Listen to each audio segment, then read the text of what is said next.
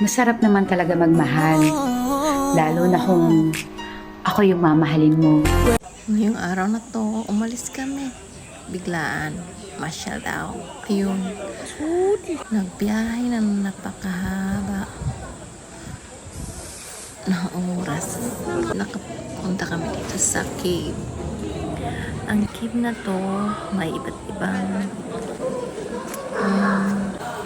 humol.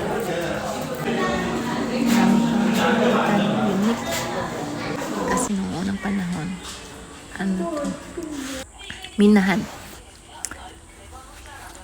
Iba't ibang ginagamit nilang mga machine noon. Dito mo makikita. At saka pag pumunta kayo dito, dapat magsuot kayo ng jacket. Kasi malamig dito guys. Sobrang lamig. Ayan po yung machine na ginagamit nila nung nag-mining. Tapos ang daming mga palamuti. Para mabusog ang iyong mga mata. Ayan. Yung deep dito ginagawa. Hindi nila. Ang cave na to ay maganda, malaki. Mayroon dito ding wine station. Pwede kayong uminom ng wine, bumili. Coffee shop, nandun. Saka, boat ride.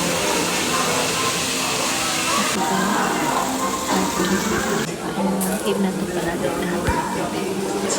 Ingat kasi ito. Magaganda ng view. Ayan, may init-init. May ibang klase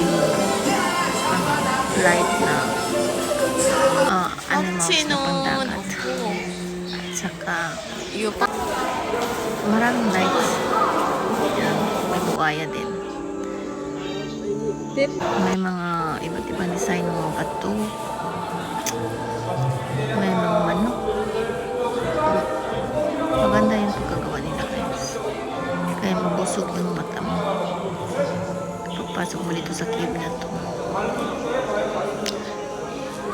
Chungjo ang cave na to. Tatagpuan. Yan ang ganda niyan guys. Diyan maraming nagpa-picture. Maraming tao nang pumunta kami kasi linggo po ito.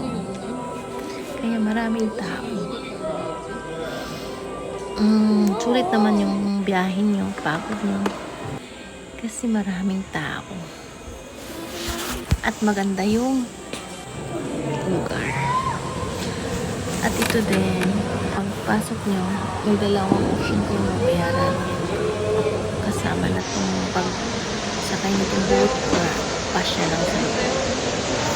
Medyo mahal yun pag kasama yun. Sumakay ko dito sa yung dalawa kami na ko.